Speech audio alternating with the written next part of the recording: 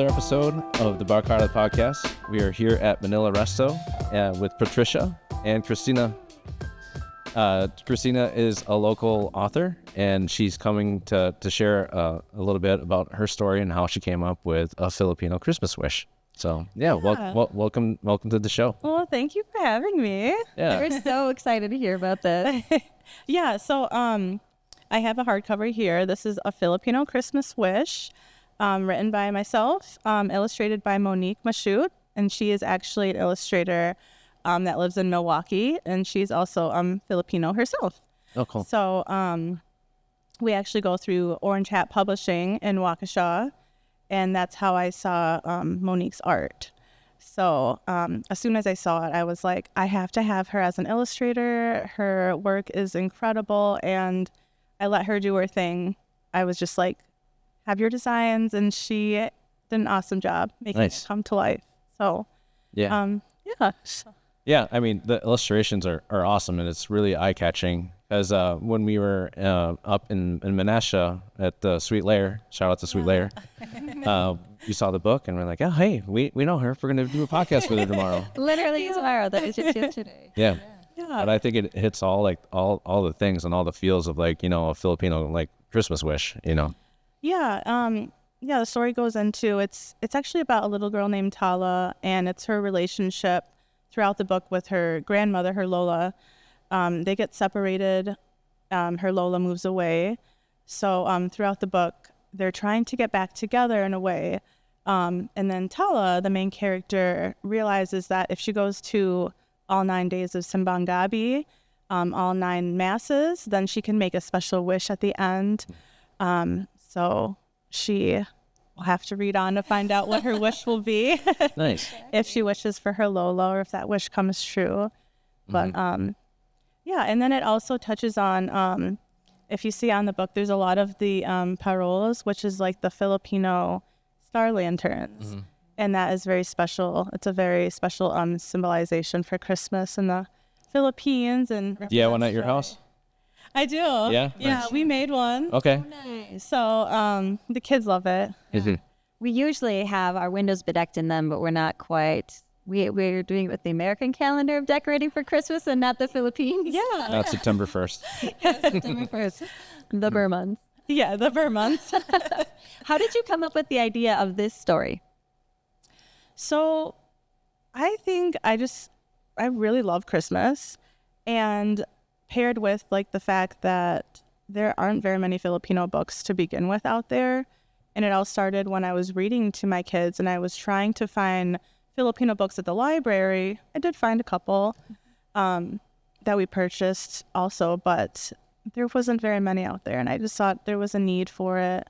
And especially Christmas, it's fun, it's lighthearted, very unique in the Philippines. It starts in September, goes all the way to January, actually. So I thought it'd be a fun story to tell with the traditions and values that they have. Nice.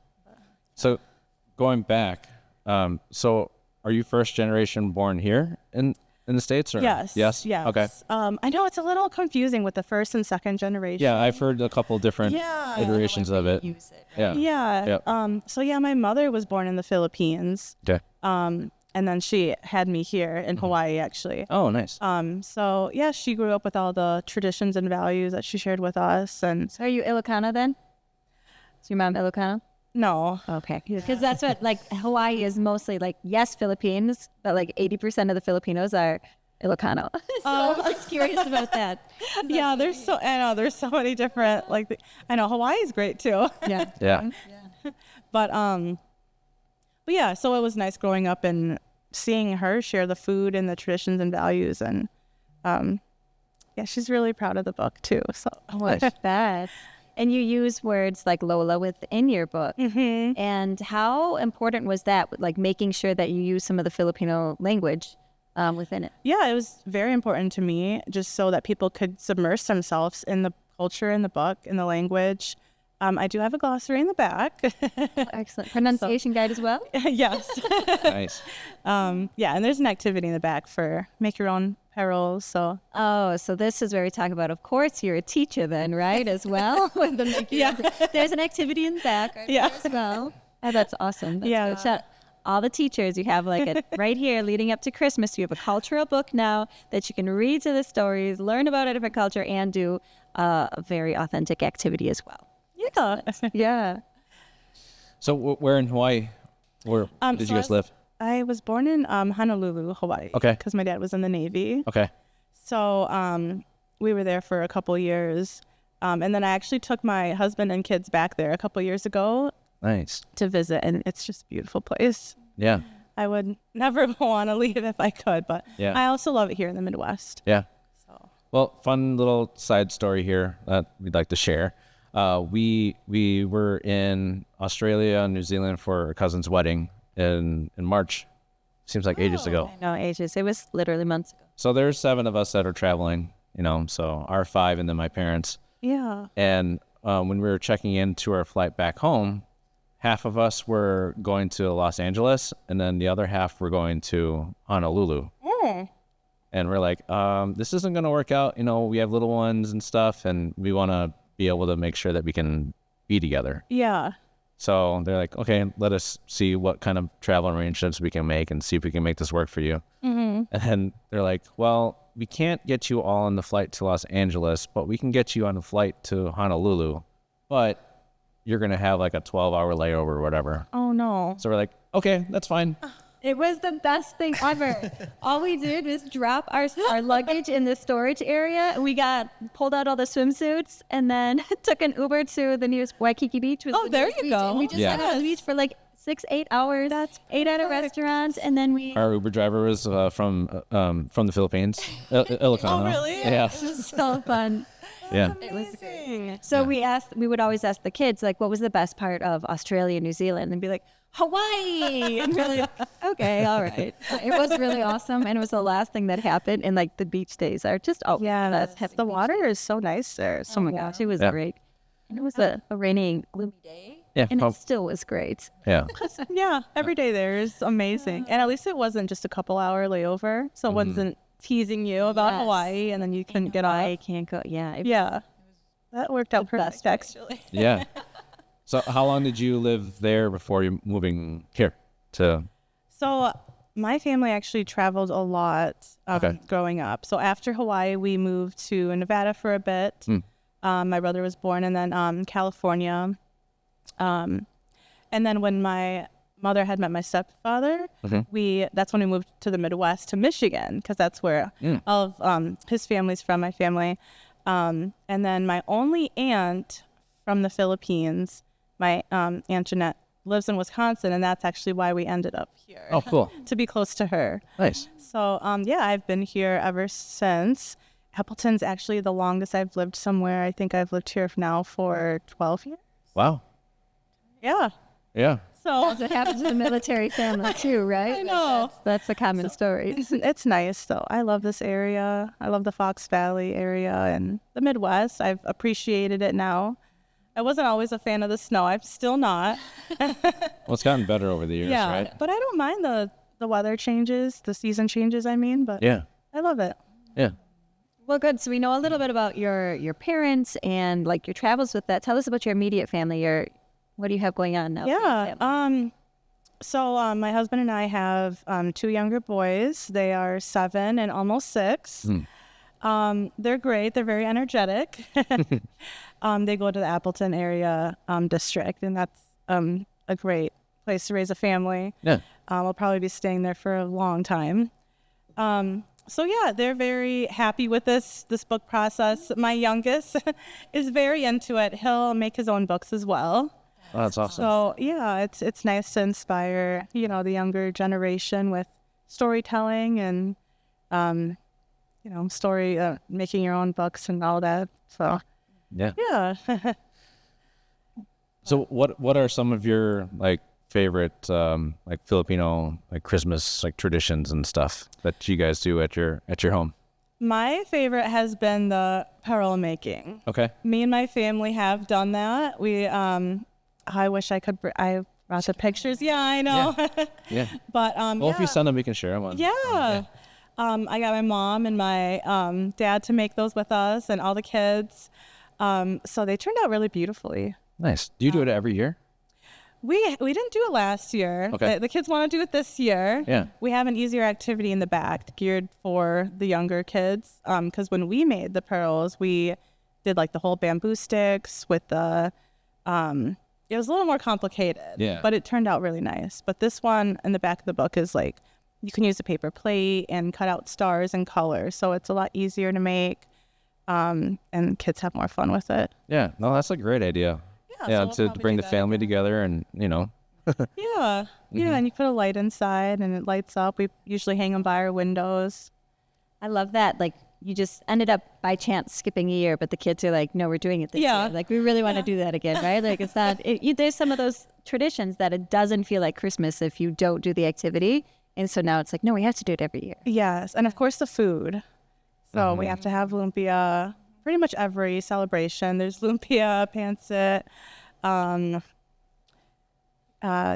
So the food's a Like big cooking? part of it. Yes, I love cooking. My mom's a very wonderful cook, and so I've learned a lot from her. How is it that every Filipino is such a good cook?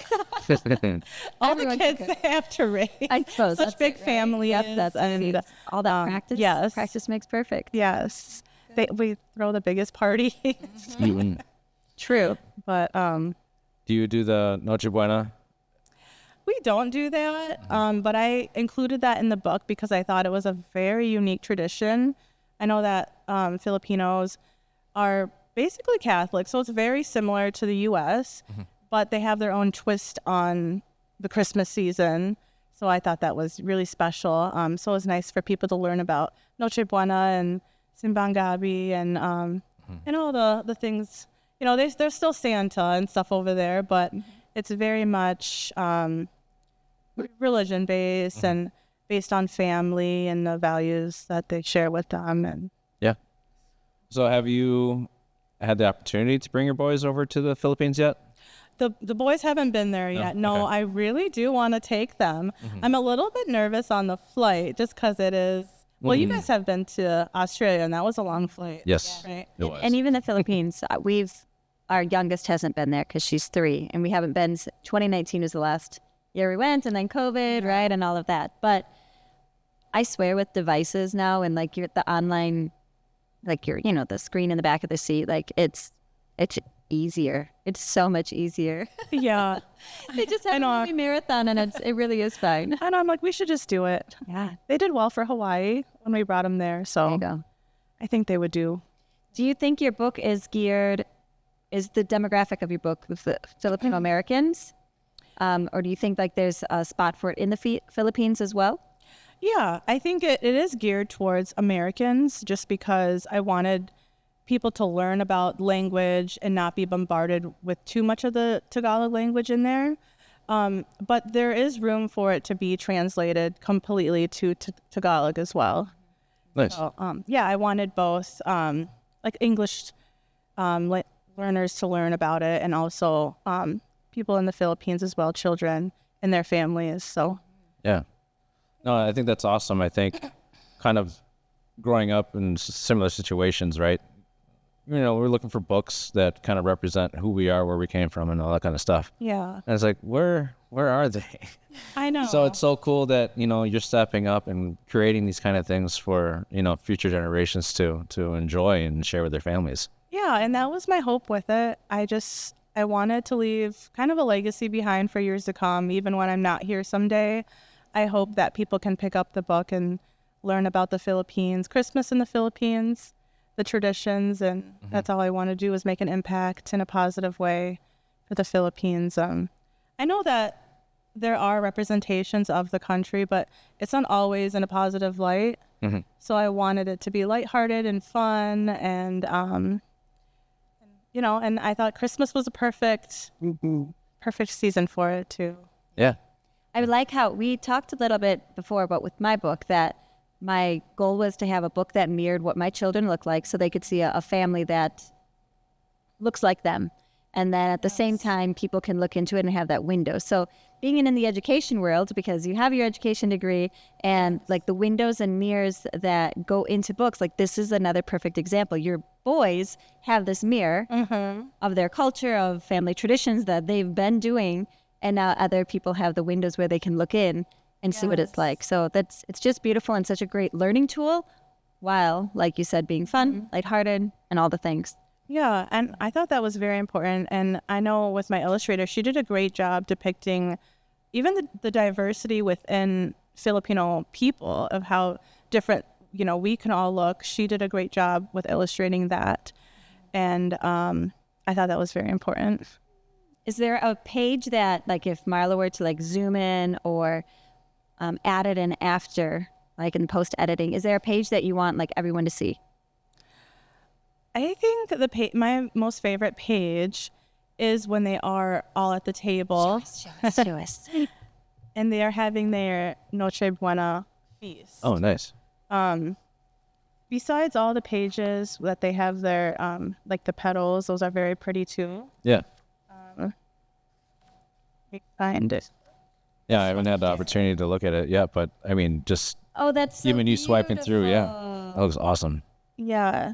And so here's their feast. There's lumpia, there's the ham. Yeah.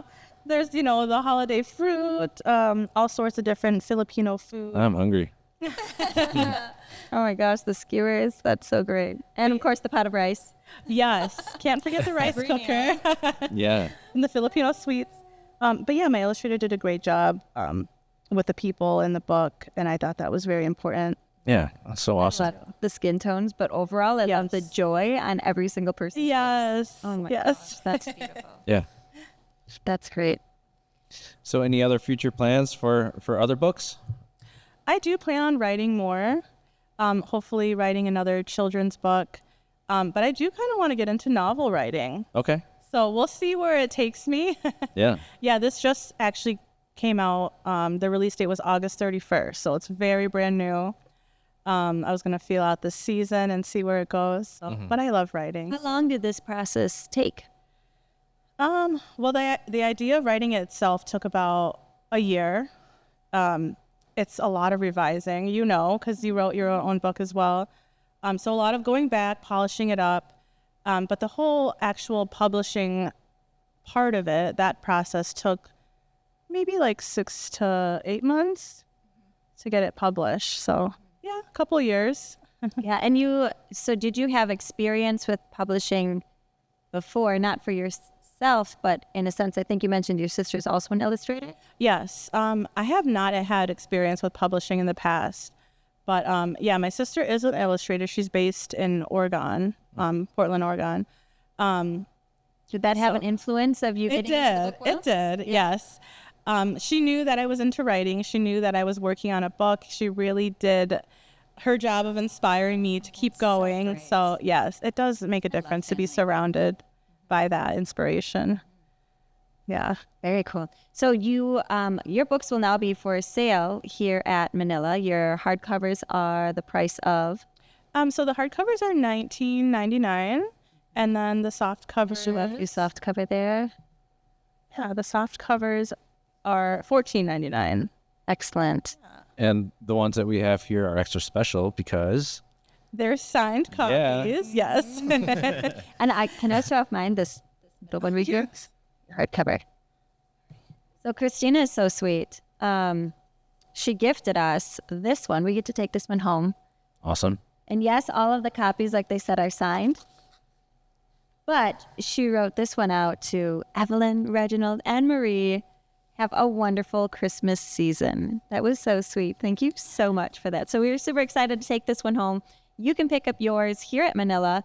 Also, we saw the copies at Sweet Layer, like we mentioned. Where else are some other local bookshops that you have? Or So they are available also on Amazon. Orange Hat's website, my publisher's website. They are available on my website as well, ChristinaBryner.com. I have signed copies on there. Also Barnes & Noble online as well. Very cool. excellent. Yeah, and I do want to say thank you for your book. Oh, yes. I can't wait to love you forever.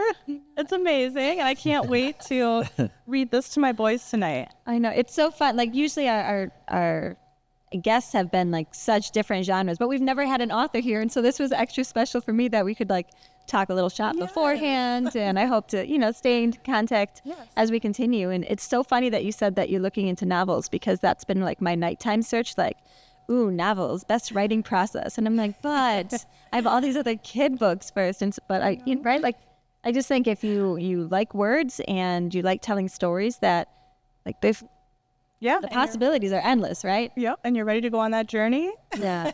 Yeah. That's awesome. Yeah. Very cool. Yeah. Do you have anything I else? want to make sure that you're going to talk about the food at Manila, especially because we were just looking at that page. Oh, sure. Yeah.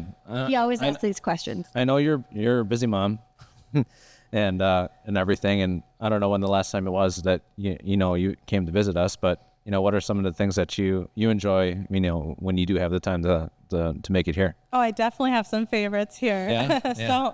So your lumpia is very delicious. The halo halo. Yeah. I get that all the time, even to go. Sure. Yeah. They come in big to go cups here. Yeah. It's definitely a sharing dessert, right? But it's so good. Yeah. Also, the sushi is wonderful here. Thank You also have these fries. The sisig fries? Yes. Yes. Yes, those are amazing as well. Yeah. Pretty much everything here Nice. is delicious. That's awesome that you've tried it. I know, like the fusion aspect, right? Of like French fries, super, American staple, right? And then we make a sisig fries, and it's so good. Perfect. Yeah. Yes, it's a perfect combination. Good. That's awesome. Yeah, and I just want to say, I mean, a restaurant like this in the area that makes an impact in itself. So I was very excited when you guys opened up, and I always tell everybody that comes to this area about your restaurant. Nice. My mom stops by Appreciate and gets that. halo halo every time Yeah. she comes up. Very good. Oh, that's Like, so fun. I can't believe that we haven't crossed paths, just as, being guests and stuff. But I'm so glad that, you reached out and told us about your book and stuff. And instantly we're like, yes, I mean, we need to get this in here and we want to meet you and we want to share your story and all that stuff too, so. Yeah, I think it's great meeting other people in the Filipino community. Even Bree from the Sweet Lair, it was great meeting her.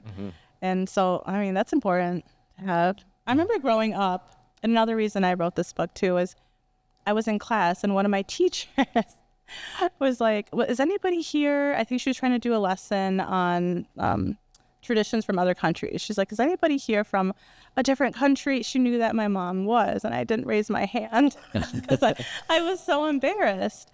But I think this book also shares that as well, where it's like you said, a window or a mirror for other kids, and reaching out in the community and getting to know, business owners like you guys, Bree at the Sweet Lair. I think that helps people get out of their shell, feel more included and at home and not so alone. And it's a lot better nowadays with the diversity. Yeah. And especially with teachers. I know in Appleton they do Christmas around the world. So I think that has gotten a lot better with having children not feel like they're singled out. Yeah. Or, I always make a big stink whenever there's an artist or somebody famous or on TV and oh, they're Filipino. But I'm like, you know what? I didn't have that kind of representation when we were younger and stuff. Right. Looking for that. I think it's a great way to instill pride. We don't, yes, we're an American family, but our ancestry, our heritage, and there's so much influence. The grandparents, his parents, we call them Lolo and Lola, right? We use the Filipino language, not fluently, but we use the words of it, and we try to incorporate that into their lives, which is why I love that they'll be able to read this book with us. But then seeing those artists, I don't know if you've been to one of the Wisconsin Herd games here in Oshkosh, basketball team. All right, so last year, he was from Hawaii, right? Well, he was born or named after the city where his parents got engaged. So Kihei, Hawaii, but Kihei Clark was the player that we got to meet a little bit during last season. Yeah, so he arranged a Filipino Heritage Night for the Herd game, and so it was run through Manila so we can get all of the people who are big fans of Filipino culture, have Filipino culture themselves or whatever generation they are, and then because he's a Filipino basketball player, we were able to meet with him and do a little meet and greet, and it was just again one of the ways, like you said, that Manila can highlight the Filipino culture and be a staple in the community. You'll be yep, we're present, we're here, this is who we are, and then just bringing that together with the sport, which I don't know, right? Filipinos are everywhere, and if you don't point it out, you might not notice it. They really are in like every facet of life. Yeah. I just did a little chat GBT thing, but I'll do a Google thing next. But like Bruno Mars. Oh, yes. Yep. He's from Hawaii, I think, too. Yeah, he is. I think so, yeah. Olivia Rodrigo. Yep. This Shout one, out to our Filipino. yeah. Haley Steinfeld. I haven't heard of her before, but she's known for the songs of Love Myself, Starving, Interacting, and Pitch Perfect 2. That's why. Her. She's got some Filipino heritage there. I know the new guy in Blue's Clues is. Oh, yeah. Yeah. I don't remember his Josh. Yeah, the new Blues Clues host. Yeah. Yeah, he had a whole episode bringing his Lola in, and they're making bibingka. That's awesome. Oh, nice. Vanessa Hudgens. Oh, yes. I didn't know she was. Yep, known for her songs High School Musical and her pop career. Vanessa Lachey, too. Vanessa Lachey. Yeah. Okay. There's so many. Yeah, I know. Jessica Sanchez. She was on American Idol. Darren Criss. That's a new one. Oh, he was on Glee. But yeah, there's lots. Yeah, It's so crazy. And Josh Jacobs, the new running back for the Packers. Oh, really? Newly acquired for this season. Yeah. His grandmother, his Lola, was Filipino, and he's actually got a tattoo on one of his hands. I think is his left hand, of her face and stuff. Oh, really? Yeah. Yeah. Aw. Yeah, Lola, that's some good what's love. up? But yeah. Shout out to Filipinos worldwide. Yes. I love that. Yeah. But yeah, thank you so much for bringing this to light and bringing your vision to life too. So Yeah, well, that's thank super you cool. for having me. I hope you guys enjoy the book and Oh, we will.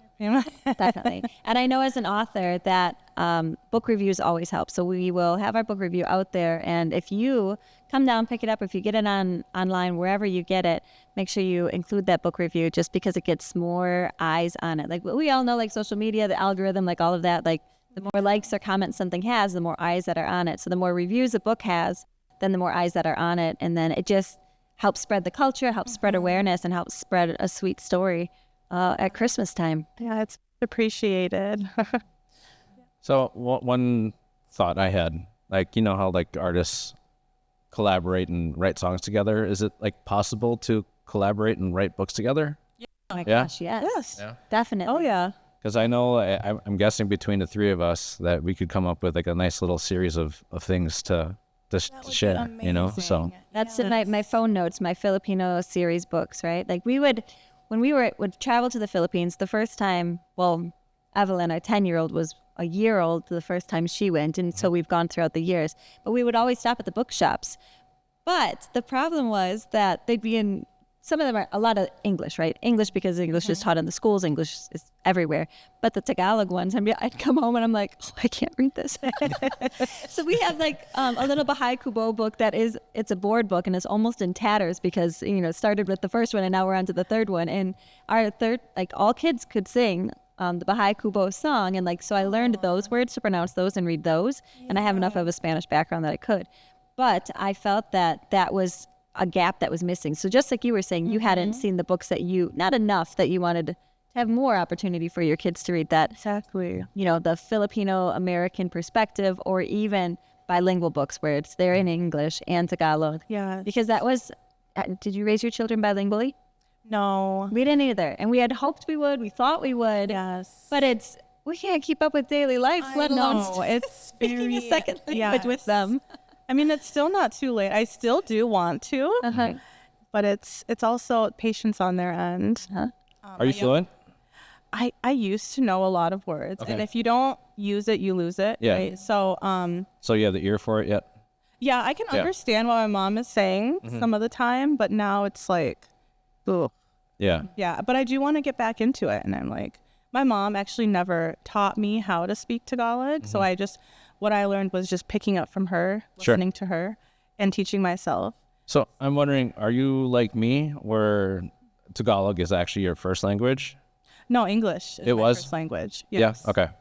Yes. Because I think what did Mama say? The story. I know I'm the story keeper. I keep all the stories of his family. He'll be like, wait. And I'm like, no, this is how it goes. When we were writing the menu, like I wrote the entire menu because I love culture and I love learning about it. And so I keep the story. So anyways, the story goes is that English is not his first language. He grew up speaking Tagalog with his parents. But then by the time he went to school, Like preschool. yeah, I remember that conversation. Sad story. I was home, and then I just would not speak to her in Tagalog anymore. And she's like, "Do you know what I'm to speak and anymore?" Yeah. I'm like, "No." And she's like, "Okay." Oh, was she sad about it? so they would speak in Tagalog to him, and he'd respond back in English. Yeah, they never ever stop speaking to me and like that. And then I kind of fit that like weird generation of kids with like the people that they surrounded themselves with, like their family and friends. I wasn't always around like kids my age, so it was maybe more or less like the adults speaking. So what did I have to listen to? I listened to them speaking to each other in Tagalog and stuff. So that was a way that I kind of retained it and everything. And so you could still understand it. Yeah. Then usually after like a beer or two, then his tongue loosens up. The only thing I can't get over is just my I don't know what you call it in Tagalog, but my gringo like accent, when it comes to it. But like just own it, just whatever, Amplify that American accent with the Midwestern accent and then when I like try to like if I'm in the Philippines in a setting where I'm trying to speak Tagalog to my cousin's friends and stuff, I'm like, "Oh, it's super cute." I'm like, "What?" Like, your accent. I'm like, "Oh, I'm just gonna speak to you in English now." And we had one time we went there right 2009. We went to the Philippines in 2009, and then is that when we went to Boracay with your cousin? Yes. So we went to Boracay with one of his cousins. So it was just the three of us, and there was a painting that we wanted from like this Market Street vendor. And we were talking to the guy, and his cousin's just kind of hanging back, watching, not really interacting.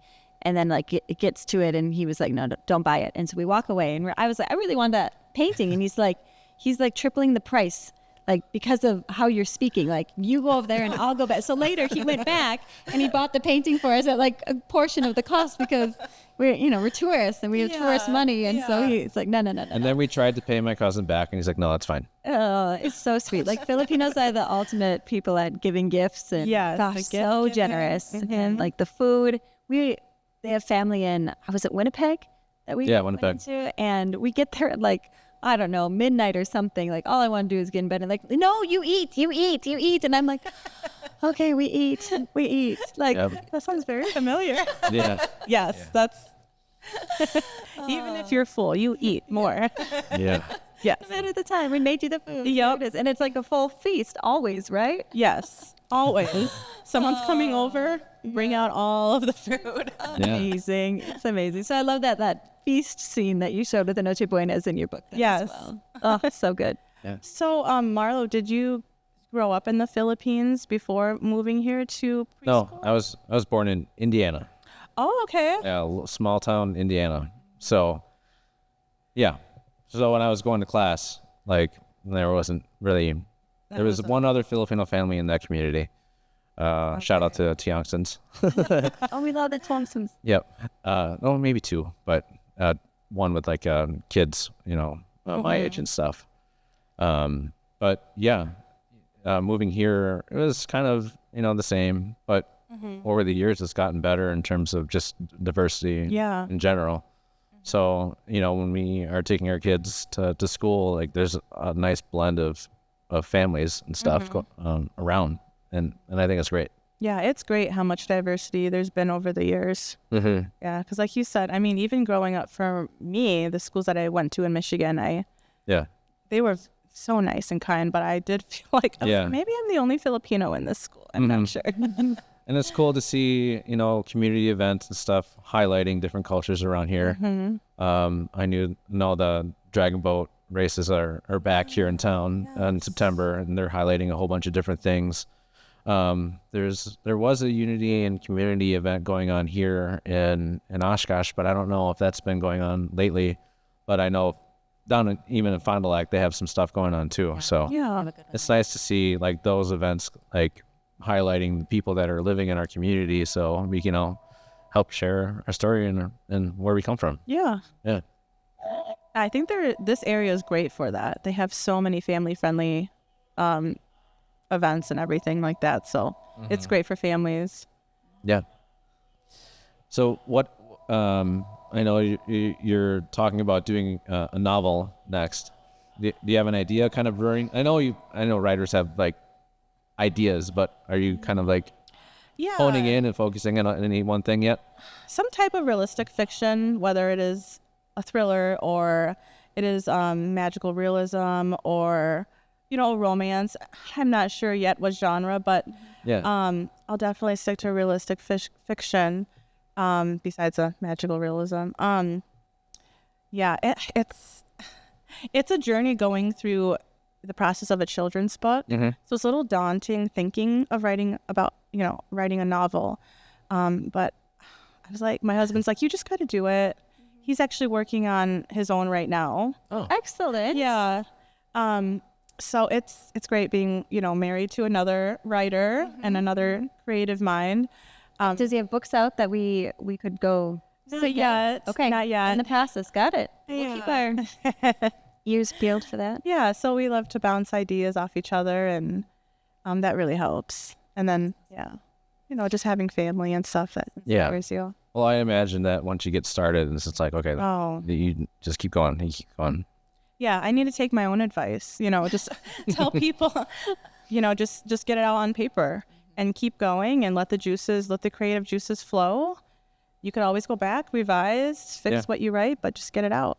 So have you found that people are coming to you like, oh, you wrote a book? Well, like, I want to write a book too. Have you found like that's like a main topic of conversation now? Yeah. So I was actually at the holiday market this past weekend in Appleton. Oh.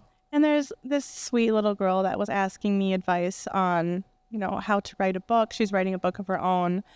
And I think that's the advice I would give her is just let it out on paper. So if you're watching this, anyone who's thinking of writing a book, just get it out there. Let your creative mind flow and it'll come to you. I just think a lot of people get stuck in their heads. They have, with anything, they have this great idea and they hold themselves back. Well, I'm guilty to that too. I think a lot of us are guilty to that. Where like it's not like it needs to be perfect, but it's not going to be perfect. Like, but you put out the best version of what you can. Yes, and what a lot of people don't see is, behind the scenes with this book, I've probably revised it over 100 times. I can imagine, yeah. So to get it to where it's at, so you can go back and fix it so many times and till it's you want it. I've found that like I can do like quick questions, but when I'll get like a lot of follow up, then I start referring them to my publishing website is wordlifepress.com, and I'm like, go there, submit an inquiry. I'll give you the first 15 minutes free, and if you like working with me, you like the suggestions that I've given, then we can work forward in that capacity. But otherwise, like my inbox is full of like, okay, so this is the step you're on. So this is, and I'm like, I gotta, to protect my time, right? I have to be able to like set some of those boundaries. So the first time I did it, I'm like, Marlo, guess what I finally did? I finally told someone that they had to go to my website first instead of just responding to the question, right? Yeah. Because otherwise it can be kind of a lot. And it's one of those things like because we've gone through the experience, we know it's possible. And people are like, oh, I can relate to her. Like if she can do it, I can do it, which I absolutely love that mindset. Like, cause that is how anything is. People are like, we want to start a restaurant. We're like, we did it in our 20s. We were like babies opening up a restaurant. And so we can do it, you can do it. But I like being that guide, but there's only so many hours in the day between being a wife and a mom and an author and working from home and teaching and all the things that boundaries are. Important, right? Yes, it's nice to help and coach other people, but yes, there's only so much time in the day. So on your website, they'll probably find like an About You page and they can access your books. Anything else they could look for? Yeah, that's pretty much all that's on there. There is information about the main character on there, Tala. Nice. About the background of the Peril, the Star Lantern. So, which used to be the Star of Bethlehem, and it used to guide the three wise men to Jesus. It used to be very religious.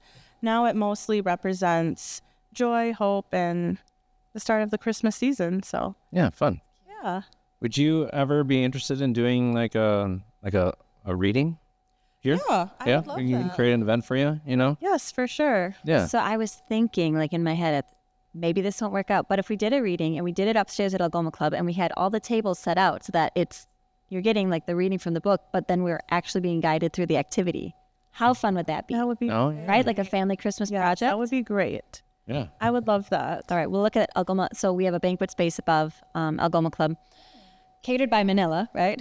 But if it's just like the workspace, that would be awesome. We'll have to see if we can get. Is your calendar? Do you have any open spots before Christmas this year? I do. Okay. Yes. Maybe Okay. we can get that on. Yeah, the we'll calendar link up pretty and soon. make it work. Yeah, so look for that. Yeah. Coming soon. Yes. Do we have the parole that we made from the parade? Do we have that in the back yet? I'm not sure. It might be. Well, actually, I don't know. Can I? So the paper one? Yeah, the one that they made. So the holiday parade, we always, well, not always, but most years we try to participate in it so that it's one more representation, right? Yeah. And so one year, a bunch of the staff, or was it the Filipino dance troupe? I don't recall. I don't recall either. Yeah. Anyways, someone together, they made a parole, and so it's kind of been hanging in the back. Usually the ones that we have hanging are the capiz shells that are from the Philippines. Wow, So we okay. usually have those ones hanging up, so they're like professionally made. But the one that is, it's so cute with like the tassels on the end and it's like the white paper. It just looks really, when no one has time anymore these days, it feels like. So when you see something like that's that handcrafted and that time consuming to make and someone made it, you're like, wow. Like, that is so special. I'll have to show you the on the back, in the back of the book, there is that activity actually. And I did simplify it for Look at that. The yes, tassels so on it as yes, well. Oh, this it's is a paper great. plate. You could cut out a star with the paper plate or have it cut out separately, and then just construction paper for the tassels, a hole puncher, and you can hang it right up and kids can color it. So it's a very simplified version of making a parole, That's fun. but I know Even there's the illustrations of this, like, she did a wonderful job. But I know there's so many different ways of making a parole, and there's very fancy ones out there with lights and music and gosh, how neat. I know. I feel like, we talked about how Filipinos are super generous. They like food is a big thing, but like the resourcefulness and the creativeness that comes, like I know sometimes they say necessity is the mother of all invention. And like sometimes you see that, right? When you think of the roots of the Philippines as a whole and some of the resources that they have to use in order to create things. But like it comes up, creates genius products then, right? And so I feel like these paroles are another source of that. yeah, let your creative juices flow basically and work with what you have. Yeah. I like it. I like it too. And I love the idea of working together on something in the future. Yeah, that would be great. Yeah. Yeah. We need to get started on that like right away. And then we'll get your sister involved this time. We'll make it like a family She would thing. love that. Yeah. Yeah. That's great. Awesome. Aw. Well, thank you so much for reaching out. And I'm glad that we were able to connect and do this. Yes. You know. Thank you for having me. So I hope, we can continue this and continue to write a different story. yes. We'll stay connected, and it's nice meeting you guys. Yeah. I'm so excited to have your books here. And then I know they're going to be so eye-catching and it's perfect for the holiday season. So thank you so much. Yes, and thank you for your book. You're so welcome. Right on. Well, thank you for joining us here on the Barcata Podcast, and we'll see you on the next episode.